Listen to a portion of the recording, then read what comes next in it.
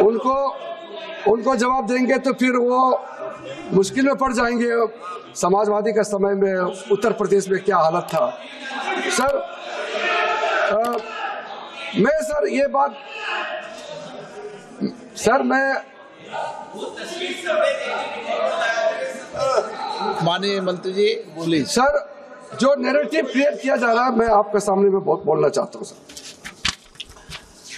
कुछ सर्वे है, ग्लोबल सर्वे सामने में हमने पढ़ा है, उसमें centre for policy analysis in European union का सर्वे के मुताबिक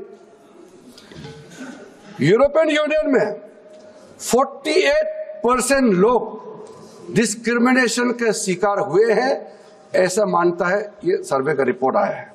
उसमें से ज्यादातर मुसलमान धर्म को मानने वाला, इस्लाम धर्म को मानने वाला का रिपोर्ट है।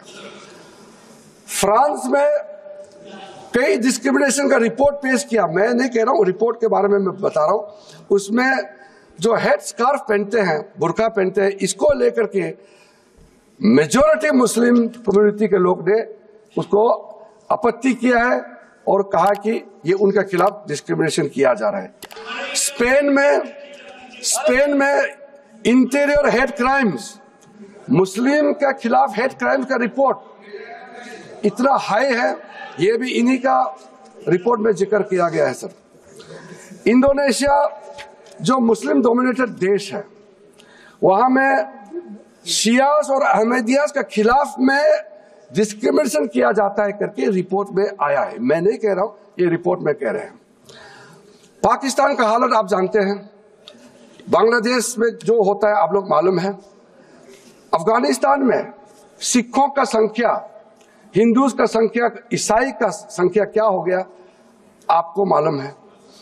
चाहे वो तिब्बत में प्रॉब्लम हो या म्यांमार में हो, श्रीलंका में हो या बांग्लादेश में हो, पाकिस्तान हो, अफगानिस्तान हो, जब माइनॉरिटीज का खिलाफ जुल्म होता है या कुछ दिक्कतें आते हैं, सबसे पहला देश जहां वो आते हैं संरक्षण लेने के लिए वो है भारत देश में। यहां सेफ है इसलिए तो आते हैं। फिर ऐसे बातें क्यों कहा जाता है कि इस देश में माइनॉरिटीज को कोई प्रोटेक्शन नहीं है।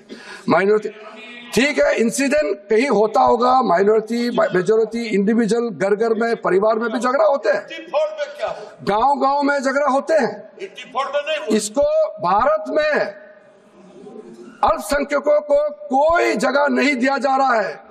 आप गुरुद्वारा नहीं जाने दिया जा रहा है, मुसलमानों को दरगाह नहीं जाने दिया जा रहा है।